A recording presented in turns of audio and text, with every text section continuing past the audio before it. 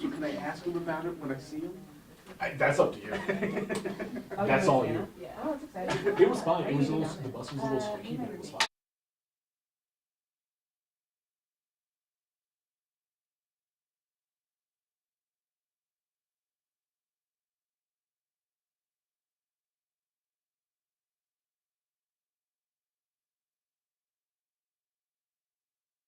so.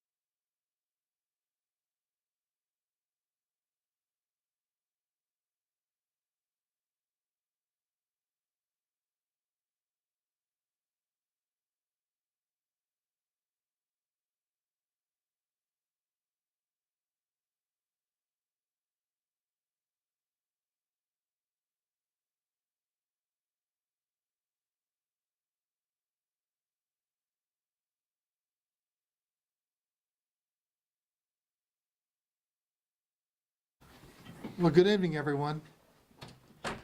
Today was a tremendous success for the people of Georgia and for the administration of the election. First off, I do want to give a shout out to one of our counties. As you saw probably at 7:02, all of a sudden there was results coming in, and that was Floyd County up in Rome. So we do want to give them a shout out because what we have in Georgia, it's a good competition. It's a race to the top. You know, each of those counties are just trying to outperform the other one, and so that 702 will be a tough record to beat. But we're just really excited about all the hard work that the counties have done. And I'm also really, really excited and very grateful for the work that our team has put into it. As you know, we have about 20 people in our team. North Carolina, I understand, has 72 in their elections office. So you think about what we can accomplish with those 20 folks. It's absolutely amazing. And this is actually our first election using Jarvis. And that's our new election management system, voter registration system. And it's worked really fantastic. I couldn't be more pleased with the results, but also the work and effort really to get it standing up so quickly. So we're looking forward to seeing that utilized not just for this year, for the May primary, November, but for the next, decade to come, because it's a system that you can actually continue to improve on it as there's additional needs or wants that we get from both state law or voter preferences on how we vote. I want to also let everyone know that your vote is secure, and election security has been my top concern from day one. And since 2020, some of the things that we've improved on, we think, I strongly believe, is number one, we have photo ID for absentee voting. And by doing that, we have, I believe, have elevated the security, but also the confidence in that process. So voters in Georgia can choose how they want to vote, no excuse absentee voting, 17 days of early voting, or election day. We had good turnout today. Back last Tuesday, we had 50,000 people show up during the early voting cycle. That was our big day for the week. And so what we've seen so far is, the results are coming in, and, we'll get those all posted. But I think it's pretty safe to see that in this state of Georgia, that President Biden will be carrying the Democrat nomination, and looks like President Trump, former President Trump, will be carrying the Republican state of Georgia.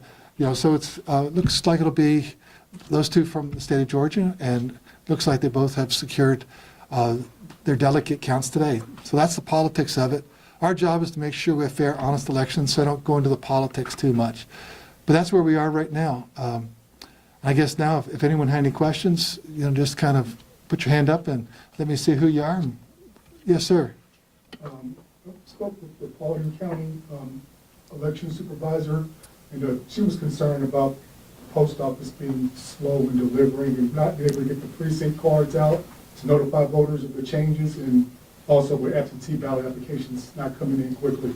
This could be a problem if it's still, an issue in May, in the May primary, and in November. Is that something you've heard from election officials? I've actually heard it from, a couple voters, what happened to that. That's a federal issue, though. That's the United States Postal Service. That's those folks up in D.C. And I know you fuss about D.C. If you want to fuss about them, I can give you that 1-800 number. But here in Georgia, we've got our act together. And I can't control the feds. What we can do is work hard to make sure in Georgia we have safe, secure, honest, fair, accurate elections, and get those results posted quickly for y'all. Some of the numbers that we started to see, how many people came out early and today, and I know you had talked about preparing for 6 million voters again in November. How do we prepare in the meantime? Well, the next test, run up to that will be the May primaries. Those will be the partisan primaries for state house, state senate, congressional seats, also county commissioners, and other things. Fulton County, you actually vote for your county surveyor. Down in Glenn County, they have the water and sewer board. So there'll be those races like that, but that'll just be a higher participation. So today, right now, we're at about 11 to 12%. Depends if you're saying total registered voters or total active voters. Obviously, when we come into the next race, which will be the primaries in May, that'll probably be, 1/3, but I don't really do the prediction game too much, but we know that in November, it'll be just like 2020, big numbers coming out, so we prepare the counties for that. Mr. Secretary, can you talk about the getting Jarvis ready for the rollout for all 159 counties. I know the last election was for municipals, but doing it statewide. Yeah, but when we did the municipals, we had about 139 counties in that range, and now we're up to the full load of 159 counties. So all the counties are fully utilizing Jarvis. And so it's really allowed us to be uniform throughout the entire state. It helps us on training, also helps the counties, because we know what all the issues could be, and any question one has, maybe the other one has. It's just, it makes us more efficient. So that's a good process, and the counties have just responded favorably and have done a great job with it. Well, that being it, did you have one more? I know there are a lot of bills in the House and the Senate that you have thrown your support behind when it comes to elections. Is there anything that you really feel like you want to see passed in order to help when it comes to November? Well, if you talk to the average Georgian, you know what their number one concern is? After it's, I think that people are worried about inflation, but number one is actually the out-of-control border situation we have. And what fills right in there that actually comes into our wheelhouse is non-citizen voting. People are concerned about that. In fact, what's really interesting, many people aren't aware of that, so I'll mention it here. But the New Georgia Project, which was founded by Stacey Abrams and other organizations, are suing us right now to stop us from doing citizenship verification before we put people on the voter rolls. And if people get on the voter rolls that are not citizens, then they'll end up being voters at some point. And I want to make sure that only American citizens are voting in our elections. And that's why I've asked the General Assembly to pass a constitutional amendment that only American citizens should vote. But also that's why I'm going to take that lawsuit and we're going to fight that all the way to the Supreme Court to make sure that your priceless franchise to vote as an American citizen is not diminished by non-citizen voting. Number two, it's interesting, but the federal government has a prohibition against voting against foreign funding of federal elections. But in the state of Georgia, there's no prohibition. And so I've asked the General Assembly, and it looks like it's moving through both chambers to stop foreign funding of state elections here in Georgia. We think that's really key. And then kind of following along with that, if you're a lobbyist working or a consultant working for some foreign entity like Iran, China, Korea, Russia, but a foreign entity, we believe that you should have to register and identify who you are working for. We think in the interest of transparency, we think that's a good thing. And so that's what voters' number one concern is. With this out-of-control border situation, people want to make sure that only American citizens are voting. And the reason that court case is so important is because when I stood before you after 2020 and also 2022, I could tell you, non-Americans, non-citizens did not vote. The only person that voted in these elections were American citizens. And that gives voters confidence that they know that American elections in Georgia are decided by American citizens, and that's the way it should be. Has there been any evidence of non-citizen voting within Georgia? No, and that's a good thing because we have one of the strongest, robust citizenship verifications. Because we utilize the Department of Driver Services, they actually do a robust citizen check. We are actually a real ID compliant state, and we've been that since 2012. And by doing that, we make sure that we don't have non-citizens on the voter rolls. So if there's a question about citizenship, then they actually go back, to that potential person wants registration or ask for registration. And we can also check it against the SAVE database. We've actually done a full scrub, and we reported about 18 months ago, and we identified at that point 1,600 people approximately 1,600 that tried to register that we could not verify citizenship. So we just continue to try and whittle that list down to make sure, have they changed their status now? Have they actually become naturalized and become an American citizen? By doing that, that's why I can stand before you and say non-citizens are not voting in the state of Georgia. And I think that's really important. But if there's already systems in place, what does this constitutional amendment add? Because the Constitution of Georgia says that all American citizens can vote. It does not talk about non-citizens. And that's why there's lawsuits from the people for the Coalition for the People's Agenda and the New Georgia Project and other left-wing organizations are pushing us to not being able to do citizenship verification. So non-citizens could actually put on, if we use their language that they're trying to propose, as long as someone just says, hey, I'm an American citizen, we're supposed to put them on? No, I believe that you have to have verification. Verification builds trust. Without verification, you won't have trust. And when you have a polarized society, if you can't build trust, you really kind of start pulling society apart. We have to look at ways we can pull together with common sense. That's why we have photo ID for all forms of voting. But that's also why we have 17 days early voting, 3 weeks, 2 Saturdays, plus Election Day. Tell the counties, we're going to work with you to keep those lines shorter than 1 hour on Election Day, so you have a great voter experience. Everything we've done is appropriate guardrails of accessibility with security. We have elections that trust, and that's why UGA, when they did a poll after the 2022 election, over 90% trusted the results they had in Georgia. Thank you, ma'am. Do you plan to publicly support a presidential nominee? No, I don't endorse, but I want to make sure that my number one goal is to make sure we're working on the mechanics of the elections so people have high confidence at the end of the day. Because we're going to actually do additional audits. In fact, I didn't mention this, but today we also did 3 parallel monitoring audits of different counties. I was there for one of them, along with, there's some news people there recording what was going on. That's the first time it's been done in America that we're aware of, but obviously the first time in Georgia. It's parallel monitoring, so we can verify that the machines have not been changed. We obviously do the LNA testing early on to verify that the machines are recording all votes accurately, but this is parallel monitoring during election. So we did that every week during the first 3 weeks of early voting, and then today we picked 3 counties. We brought in, a machine, and we just ran test ballots against the existing system we had from the state, and we then verified the results, that there was no change in votes, so you knew that we had accurate elections. So we're doing that, and then after the election, we will do post-election audits, particularly for November. We'll be doing a lot of additional post-election audits, obviously at least one statewide race, and I believe this year we'll only have one, which will be the presidential, but then other races to give voters confidence in that results. Well, thank you very much. Appreciate you. It's going to be a long night. Enjoy it. Thank you, sir.